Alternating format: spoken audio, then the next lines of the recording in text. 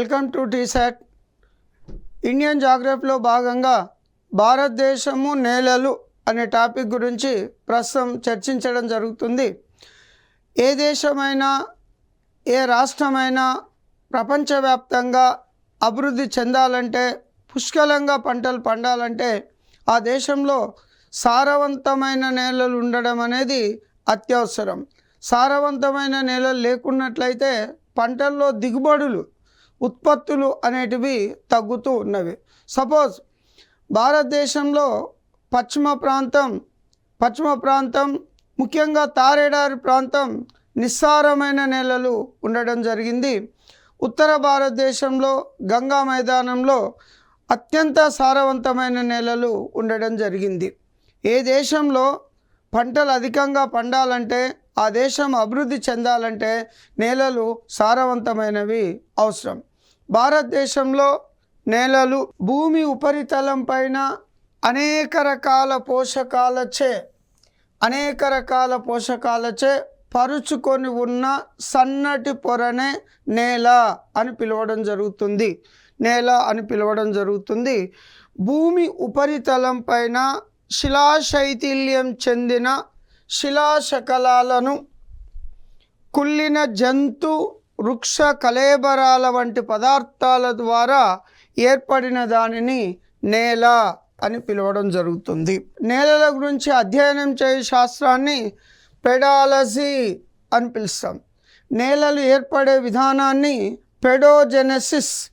పెడోజెనెసిస్ అని పిలవడం జరుగుతుంది. ప్రపంచ ధరిత్రీ దినోత్సవం, వరల్డ్ ఎర్త్ డే, ప్రపంచ ధరిత్రీ దినోత్సవం ఏప్రిల్ 22. ఈ earth day theme 2024 theme planet versus plastic.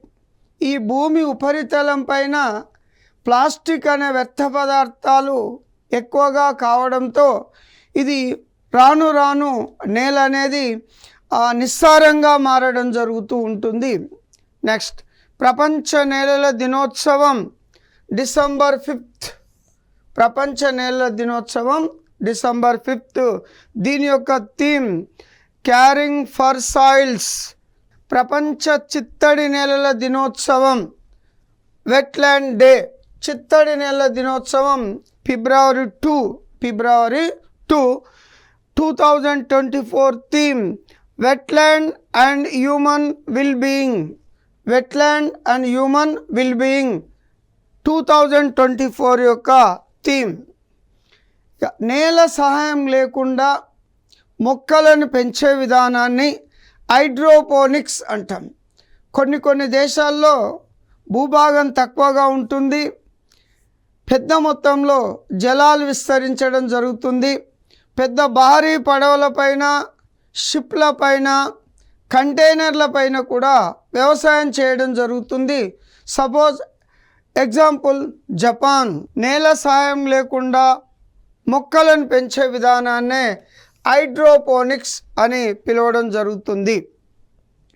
నేలలు ఏర్పడే విధానాన్ని బట్టి రెండు రకాలుగా వర్గీకరించడం జరిగింది.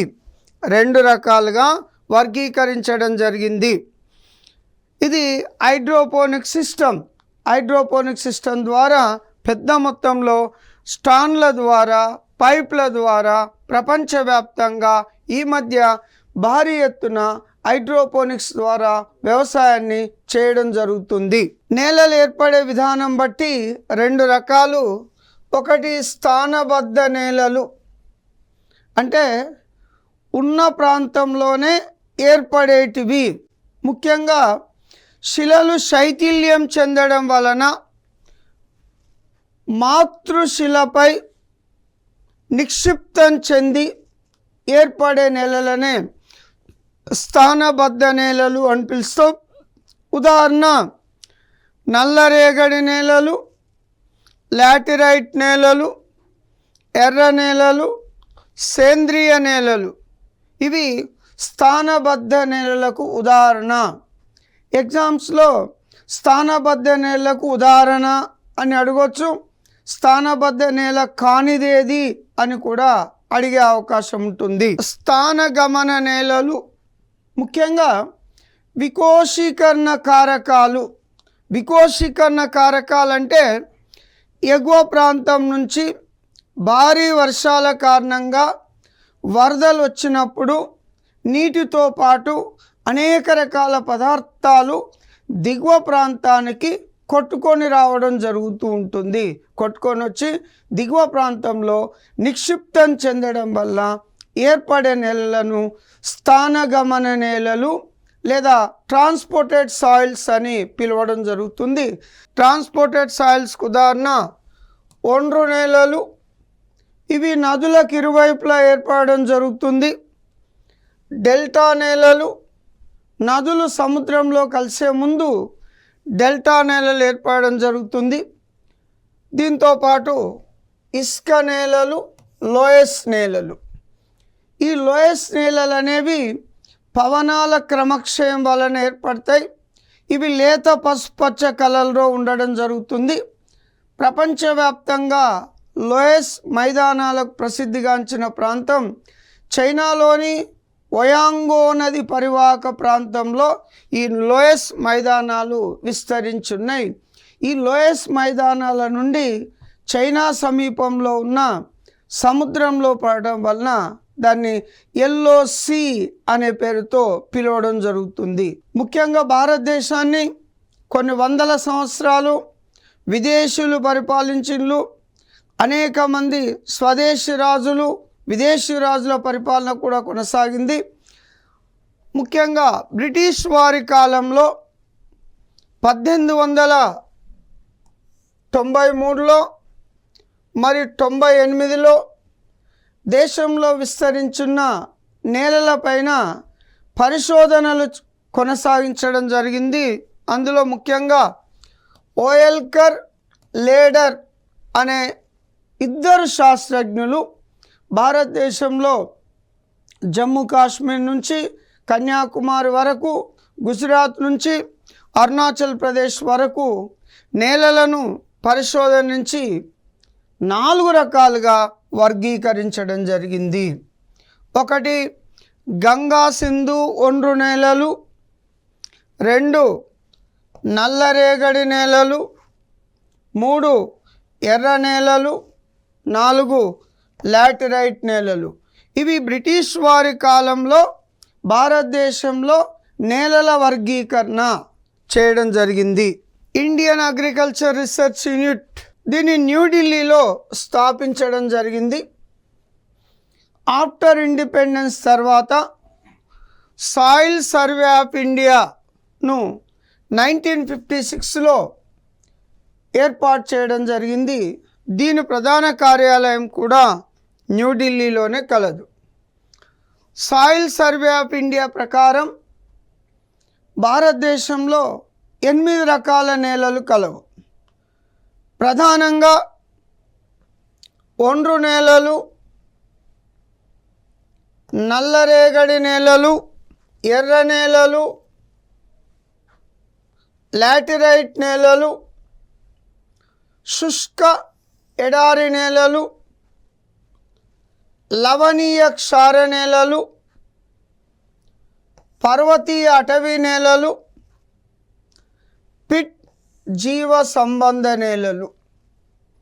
వీటిపైన గత ఎగ్జామ్స్లో క్వశ్చన్స్ ఏ విధంగా అడగడం జరిగిందంటే, భారతదేశంలో విస్తరించిన నేలల్లో ఎక్కువ శాతం విస్తరించిన నేలలు డైరెక్ట్ క్వశ్చన్ అడగవచ్చు, లేదా ఇండైరెక్ట్ క్వశ్చన్ తీసుకున్నట్లయితే నేలలు రకాలు అవి విస్తరించిన శాతాలు ఇచ్చి మ్యాచ్ ద ఫాలోయింగ్ టైప్లో క్వశ్చన్ అడగవచ్చు. మరో రకంగా తీసుకున్నట్లయితే 4 రకాల నేలలు బట్టి అవి ఎంత శాతాన్ని ఆక్రమించినవి అని ఎక్కువ నుంచి తక్కువకు అవరోహణ లేదా ఆరోహణ క్రమంలో గుర్తించుము అడగవచ్చు. లేదా భారతదేశంలో అతి తక్కువ విస్తరించిన నేలలు అని కూడా ఎగ్జామినర్ అడిగే అవకాశం ఉండడం జరిగింది. భారతదేశంలో నేలల విస్తీర్ణము విత్ మ్యాప్ ద్వారా కూడా ఎగ్జామినేషన్ పాయింట్ ఆఫ్లో క్వశ్చన్స్ అడిగే అవకాశం ఉంటుంది. ఈ గంగా సింధు బ్రహ్మపుత్ర మైదానం మొత్తం కూడా ఆల్విల్ సాయిల్స్ అంటే అత్యంత సారవంతమైన ఒండ్రు నేలల చేత విస్తరించి ఉంది. ఈ దక్కన్ పీఠభూమిలో దక్కన్ పీఠభూమి ప్రాంతం తీసుకున్నట్లయితే రెడ్ సాయిల్స్ విస్తరించి ఉంది. ముఖ్యంగా ద్వీపకల్ప పీఠభూమి బ్లాక్ సాయిల్స్ విస్తరించింది. ముఖ్యంగా లాటరైట్ సాయిల్స్ ఇవి ఆరవల్లి మౌంటైన్స్, పశ్చిమ కన్మలు, తూర్పు కన్మల్లో శిఖరాలపైన విస్తరించి ఉండడం జరిగింది. ఫారెస్ట్ సాయిల్స్ ఇవి పర్వత పాదాల వద్ద పెద్ద మొత్తంలో విస్తరించి ఫారెస్ట్ అండ్ మౌంటైన్ సాయిల్స్ విస్తరించున్నాయి. యారిడ్ అండ్ డెజర్ట్ అంటే ముఖ్యంగా భారతదేశ వాయువ్య ప్రాంతమైన థార్ ఎడారిలో విస్తరించున్నాయి. సాలినీ సాయిల్స్ ఇవి భారీ వర్షపాతం మరియు ఎక్కువ నీటిపారుదల సౌకర్యాలు ఉన్న ప్రాంతాల్లో ముఖ్యంగా ఉత్తరప్రదేశ్, పంజాబ్, హర్యానా, బీహార్ రాష్ట్రాల్లో సాలినీ సాయిల్స్ విస్తరించి ఉండడం జరిగింది. పిట్ అండ్ ఆర్గానిక్ సాయిల్స్ ఇవి ముఖ్యంగా ఉత్తరాఖండ్, కేరళ, అల్మోరా, కేరళలోని ఉత్తరాఖండ్లోని అల్మోరా జిల్లా, కేరళలోని అలెప్పి, కొట్టాయం జిల్లాలో విస్తరించున్నాయి. భారతదేశంలో నేలల విస్తరణ విత్ మ్యాప్తో మన దేశంలో నీటి పారుదల, పచ్చిక భూముల పరిరక్షణ కొరకు మరియు జలవనరుల సంరక్షణ పరిశోధన కొరకు దేశవ్యాప్తంగా 8 ప్రాంతీయ కేంద్రాలను ఏర్పాటు చేయడం జరిగింది. ఇవి విస్తరించిన ప్రాంతాలు. వీటిని కూడా ఎగ్జామినేషన్లో మ్యాచ్ ద ఫాలోయింగ్ టైప్లో అడగవచ్చు, లేదా ఒక పరిశోధన కేంద్రం ఇచ్చి ఎక్కడ కలదు అని కూడా అడిగే అవకాశం ఉంటుంది. ఒకటి హిమాలయ ప్రాంత పరిశోధనా కేంద్రం, ఇది డెహ్రాడూన్ ఉత్తరాఖండ్లో కలదు. శివాలిక్ ప్రాంత పరిశోధనా కేంద్రం చండీగఢ్. రాజస్థాన్ అవనాలిక పరిశోధనా కేంద్రం కోటా, రాజస్థాన్. అవనాలిక అంటే ఎక్కువ క్రమక్షయం జరగడం వల్ల భూమి ఉపరితలం పైన చేతివేళ్ళ ఆకారంలో గడులు ఏర్పడి ఇంకా లోతుగా ఉంటే ఆ ప్రాంతాన్ని అవనాలిక అని పిలవడం జరుగుతుంది. రాజస్థాన్ అవనాలిక ప్రాంత పరిశోధనా కేంద్రం కోటా, రాజస్థాన్లో కలదు. గుజరాత్ అవనాలిక ప్రాంత పరిశోధనా కేంద్రం పసత్, ఇది గుజరాత్లో ఉంది.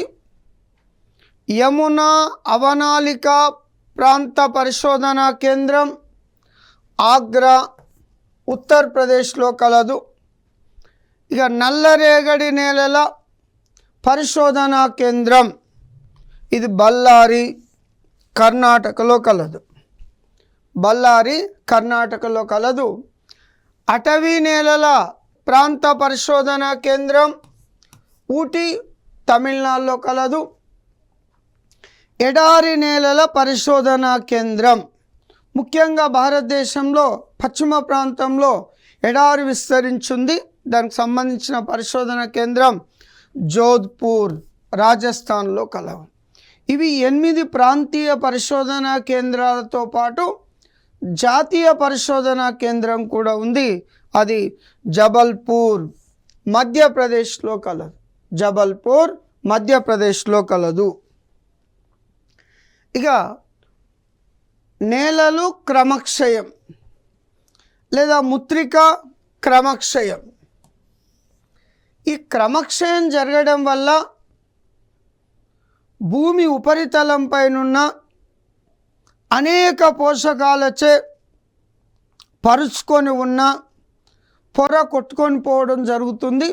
దీనివల్ల ఎగువ ప్రాంతం నిస్సారంగా మారుతుంది, దిగువ ప్రాంతంలో మేట వేయడం జరుగుతుంది. అదేగాక నదీ ప్రవాహాల వలన ప్రాజెక్టులలో పెద్ద మొత్తంలో ఒండ్రు మట్టి చేరడం జరుగుతుంది. ప్రాజెక్టులలో నీటి నిల్వ సామర్థ్యం అనేది తగ్గుతూ ఉంది. ముఖ్యంగా క్రమక్షయం ప్రధానంగా 3 రకాలుగా జరుగుతుంది. అసలు క్రమక్షయం అంటే భారీ వర్షాల వలన, వరదల వలన భూమి ఉపరితలం పైనున్న మెత్తని సారవంతమైన పొర కొట్టుకొని పోవడాన్నే క్రమక్షయం, ముత్రికా క్రమక్షయం, నేల క్రమక్షయం అని పిలవడం జరుగుతుంది. నేల క్రమక్షయం జరగడం వల్ల భూమి ఉపరితలం పైన ఇటువంటి స్వరూపాలు అనేటివి ఏర్పడడం జరుగుతూ ఉంటుంది. క్రమక్షయ కారకాలు ముఖ్యంగా అడవులను విచక్షణారహితంగా నరికివేయడం, అనేక కార్యకలాపాల కొరకు భూమి అనేది అవసరం ఉంటుంది. అడవులను విచక్షణారహితంగా నరికివేయడం వల్ల క్రమక్షయం ఎక్కువగా జరగడానికి అవకాశం ఉంటుంది. పశుపోషణ కోసం గడ్డి భూములను నాశనం చేయడం, అటవీ ప్రాంతాలలో బంజరు భూములలో పశువులను విచక్షణారహితంగా పెంచడం వల్ల గడ్డి పెరగకుండా పెద్ద మొత్తంలో పశువులు మేత మేయడం వల్ల ఇది కూడా క్రమక్షయ కారకాలలో ఒకటి. ఇంకోటి అశాస్త్రీయ వ్యవసాయ పద్ధతులను అవలంబించడం. అశాస్త్రీయ వ్యవసాయ పద్ధతులు అంటే పొలాలలో నిలువు కోత బదులు, నిలువు దున్నే బదులు అడ్డుగా దున్నడం వలన ఇది కొంతవరకు మనం క్రమక్షయాన్ని నిరోధించవచ్చు. పోడు వ్యవసాయ పద్ధతులను అవలంబించడం, ముఖ్యంగా అటవీ ప్రాంతాలలో, పర్వత ప్రాంతాలలో గిరిజన తెగలు పోడు వ్యవసాయ పద్ధతులను అవలంబించడం జరుగుతుంది. పోడు వ్యవసాయం లేదా షిఫ్టింగ్ కల్టివేషన్ లేదా నరుకు కాల్చు వ్యవసాయం అని కూడా పిలుస్తాం. ఈ పోడు వ్యవసాయం చేయడం వల్ల వాళ్ళకు అనేక పద్ధతులు తెలియకపోవడం వల్ల ఒక 4 ఎకరాల్లో ఒక ప్రాంతంలో చెట్లు కొట్టేసి 2 సంవత్సరాలు వ్యవసాయం చేసి ఆ ప్రాంతాన్ని వదిలి మిగతా ప్రాంతానికి పోవడం జరుగుతుంది. ఈ వ్యవసాయం వల్ల కూడా పెద్ద మొత్తంలో క్రమక్షయం అనేది జరుగుతూ ఉంది. క్రమక్షయ రకాలు, ఒకటి పటక్రమక్షయం. భారీ వర్షాలు సంభవించినప్పుడు వరదలు కూడా సంభవించడం జరుగుతుంది. భూమి ఉపరితలం పైన సారవంతమైన పొరలు పొరలుగా కొట్టుకొని పోవడం జరుగుతూ ఉంటుంది. ఈ రకమైన క్రమక్షయాన్నే పటక్రమక్షయం అంటాం. పటక్రమక్షయం ప్రధానంగా భారతదేశంలో శివాలిక్ కొండలు, ఈశాన్య రాష్ట్రాల్లోని కొండ ప్రాంతాలు, పశ్చిమ కనుమలు, తూర్పు కనుమల్లో ఈ రకమైన పటక్రమక్షయం ఎక్కువగా కొనసాగడం జరుగుతుంది. పటక్రమక్షయం పర్వతవాలు ప్రాంతాల్లో ప్రధానంగా జరుగుతుంది. క్రమక్షయం జరిగితే ఈ విధంగా నేల అనేది ఉండడం జరుగుతూ ఉంది. వంక క్రమక్షయం. ఈ పటక్రమక్షయం అనేది ఎక్కువసేపు జరగడం వల్ల భూమి ఉపరితలం పైన చేతివేళ్ళ మాదిరిగా గడులు ఏర్పడినట్లయితే దాన్ని వంక క్రమక్షయం అంటాము. ఈ వంక క్రమక్షయం భారతదేశంలో అన్ని మైదాన ప్రాంతాల్లో జరుగుతుంది. ముఖ్యంగా ఉత్తరప్రదేశ్, బీహార్, మధ్యప్రదేశ్, మహారాష్ట్ర, తెలంగాణ, ఏపీ, తమిళనాడు మైదాన ప్రాంతాల్లో ఇది ఎక్కువగా కొనసాగుతుంది. ఈ విధంగా క్రమక్షయం అనేది జరిగితే భూమి ఉపరితలం అనేది ఈ విధంగా మారుతుంది. దీని మ్యాప్లో చూపించడం జరిగింది. అవనాళిక క్రమక్షయం. అవనాళిక క్రమక్షయం అంటే వంక క్రమక్షయం ఇంకా కొనసాగి భూమి ఉపరితలం పైనున్న చేతివేళ్ల మాదిరిగా ఏర్పడిన గడులు ఇంకా పొడవుగా ఇంకా లోతుగా ఏర్పడితే దీన్ని అవనాళిక క్రమక్షయం అని పిలుస్తాం. ముఖ్యంగా ఈ రకమైన క్రమక్షయం యమునా, చంబల్, మహి, యమునా, చంబల్, మహి నదీ పరివాహక ప్రాంతాలలో, నదీ లోయల్లో ఎక్కువగా జరుగుతూ ఉంటుంది. ఈ అవనాళిక క్రమక్షయం జరగడం వలన భూమి ఎటువంటి వ్యవసాయానికి కానీ అనుకూలంగా ఉండదు.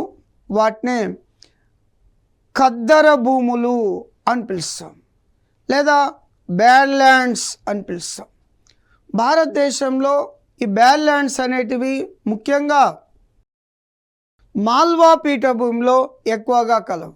మాల్వా పీఠభూమిలో ఎక్కువగా కలవు. రిపేరియన్ క్రమక్షయం. రిపేరియన్ క్రమక్షయం అంటే నదిలో ప్రవాహం ఎక్కువైనప్పుడు, నదికి వరదలు వచ్చినప్పుడు నదీ గర్భంలో ఒండ్రు మట్టి ఎక్కువగా చేరడం వల్ల నీరు ఉపరితలానికి రావడంతో ఇరువైపులా, నదికి ఇరువైపులు ఉన్న గట్లు కోతకు గురి కావడం జరుగుతుంది. కోతకు గురి కావడం జరుగుతుంది. ఈ రకమైన క్రమక్షయం మన దేశంలో ప్రధానంగా గంగా నది, హుగ్లీ నది పరివాహక ప్రాంతంలో జరుగుతుంది. ఎగ్జాంపుల్, మొన్న ఆంధ్రప్రదేశ్లో వచ్చిన వరదల వలన బుడమేరుకు పెద్ద మొత్తంలో తెగిపోవడం జరిగింది. విజయవాడ మొత్తం నీటి జలమయం కావడం జరిగింది. ముఖ్యంగా ఖమ్మం పరిసర ప్రాంతాల్లో కూడా పెద్ద మొత్తంలో వాగులు, వంకలు ఉధృతంగా ప్రవహించడం వల్ల కూడా ఖమ్మం పట్టణం జలమయం కావడం జరిగింది. ఆ విధంగా నదీ పరివాహక ప్రాంతంలో ఉన్న పట్టణాలు నీటికి ముంపుకు గురి కావడం జరుగుతుంది. ఈ విధంగా జరిగేదాన్ని రిపేరియన్ క్రమక్షయం అని పిలవడం జరుగుతుంది. ఇక తరంగ క్రమక్షయం. ముఖ్యంగా తరంగ క్రమక్షయం అనేది భారతదేశం పశ్చిమ తీరం, తూర్పు తీరాలలో, ఇది పశ్చిమ తీరం, ఇది శ్రీలంక, ఇండియన్ ఓషియన్, ఇది Arabian Sea, Bay of Bengal. భారతదేశానికి ముఖ్యంగా పశ్చిమ తీరంలో అరేబియా సముద్రం ఉంది, తూర్పు తీరంలో బంగాళాఖాతం ఉంది.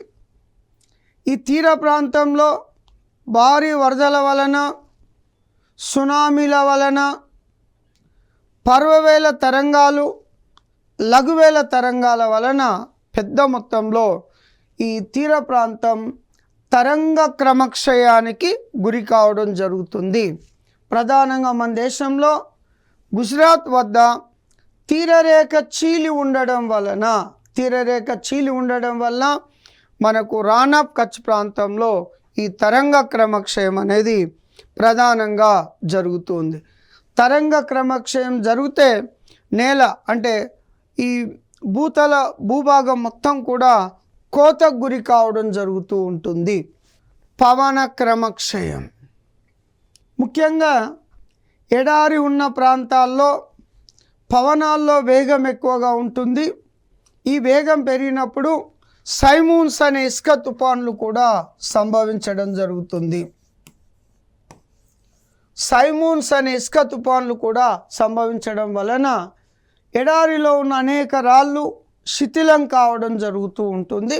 ముఖ్యంగా పవన క్రమక్షయం మన దేశంలో రాజస్థాన్, గుజరాత్, హర్యానా రాష్ట్రాల్లో ముఖ్యంగా థార్ ఎడారి చుట్టుపక్కల ఉన్న ప్రాంతాల్లో పవన క్రమక్షయం ఎక్కువగా జరుగుతుంది. భారీగా ఇసుక తుఫాన్లు సంభవిస్తే వాటిని సైమోన్స్ అనే పేరుతో పిలవడం జరుగుతుంది. ప్రపంచవ్యాప్తంగా ఈ పవన క్రమక్షయం అనేది ఎడారి ప్రాంతాల్లో జరుగుతుంది. ముఖ్యంగా భారతదేశంలోని థార్ ఎడారి, గల్ఫ్ దేశాల్లో అంటే ఆసియా ఖండంలో, అరేబియా ఎడారి, ఆఫ్రికా ఖండంలో, సహారా ఎడారిలో ఇటువంటి పవన క్రమక్షయం అనేది ఎక్కువగా జరుగుతుంది. ఈ పవన క్రమక్షయం వలన ప్రతి సంవత్సరం జరగటం వల్ల ఎడారి విస్తరణ అనేది పెరుగుతూ ఉంటుంది. ఎడారి విస్తరణ అనేది పెరగడం జరుగుతుంది. ఎడారి విస్తరణ జరగడం వలన తీర ప్రాంతంలో ఉన్న సారవంతమైన భూములు ఎడారులుగా మారే అవకాశం ఉంది. దీన్ని దృష్టిలో పెట్టుకొని సహారా ఎడారిలో కానీ, భారతదేశంలో ఉన్న థార్ ఎడారి చుట్టుపక్కల ప్రాంతంలో పెద్ద మొత్తంలో గ్రీన్ బెల్ట్ను అభివృద్ధి చేయడం జరుగుతుంది. గ్రీన్ బెల్ట్ అంటే చుట్టుపక్కల ప్రాంతంలో పెద్ద మొత్తంలో చెట్లను పెంచడం ద్వారా ఎడారి విస్తరణను నిరోధించడానికి ప్రపంచవ్యాప్తంగా ఐక్యరాజ్య సమితి కూడా ఎడారి విస్తరణ నిరోధించడంలో భాగంగా అనేక పథకాలను ప్రవేశపెట్టి ఆర్థికంగా సాయం చేయడం జరుగుతుంది. ముఖ్యంగా ఎడారి ప్రాంతాల్లో నీటి సంరక్షణ చర్యలను పెంచి పెద్ద మొత్తంలో ఎడారి విస్తరణను నిరోధించడం జరిగింది. ఆ విధంగా భారతదేశంలో water man of India Rajendra Singh ఎడారి ప్రాంతంలో నీటి నిల్వ, వాటి సంరక్షణలో ప్రజలకు పెద్ద మొత్తంలో అవగాహన కల్పించి ఇప్పుడున్న థార్ ఎడారి ప్రాంతంలో పచ్చదనం పెంచడం కొరకు చాలా కృషి చేయడం జరిగింది. ఈ ఎడారి భూములను వ్యవసాయ భూములుగా మార్చడానికి అనేక ప్రయత్నాలు జరుగుతూ ఉన్నవి. ఏకంగా సహారా ఎడారిలో కొన్ని వేల కిలోమీటర్ల పొడవుతో పెద్ద మొత్తంలో చుట్టుపక్కల ప్రాంతంలో చెట్లను పెంచే కార్యక్రమాన్ని చేపట్టి ఈ పవన క్రమక్షయం నిరోధించడంలో భాగంగా అనేక కార్యక్రమాలు చేపట్టడం జరిగింది. ఈ పవన క్రమక్షయం ఎక్కువగా జరిగితే చుట్టున్న ప్రాంతాల్లో, మైదాన ప్రాంతాల్లో, నగర ప్రాంతాల్లో, పట్టణ ప్రాంతాల్లో దుమ్ము ధూళి కణాలు విస్తరించడం జరుగుతుంది. ఎగ్జాంపుల్, భారత్ పాకిస్తాన్లో విస్తరించున్న థార్ ఎడారి కారణంగా ముఖ్యంగా ఢిల్లీ చుట్టుపక్కల ప్రాంతంలో వాయు కాలుష్యం అనేది పెరిగిపోవడం జరుగుతుంది. అంటే వ్యవసాయ వ్యర్థాలను కాల్చడం వల్ల కావచ్చు, ఎడారి నుంచి వచ్చే దుమ్ము ధూళి కణాల వల్ల కావచ్చు. ఈ మధ్య ఢిల్లీతో పాటు పాకిస్తాన్లోని ప్రధాన నగరమైన లాహోర్ నగరం కూడా అత్యంత కాలుష్యపూరితమైన నగరాల్లో ఒకటిగా ఉండడం జరిగింది. ఢిల్లీ పరిసర ప్రాంతాల్లో మానవ జీవన విధానానికి నాణ్యమైన ఆక్సిజన్, నాణ్యమైన వాయువు లభించకపోవడం వల్ల అనేక మంది ప్రజలు ఇబ్బందులు గురి కావడం జరుగుతుంది. ఈ పొగమంచు కారణంగా కూడా మనకు పెద్ద మొత్తంలో ఈ ట్రాన్స్పోర్ట్ రవాణాలో అనేక రకాల దుర్ఘటనలు కూడా జరగడం జరుగుతూ ఉంటుంది. ఇది ఇండియన్ సాయిల్స్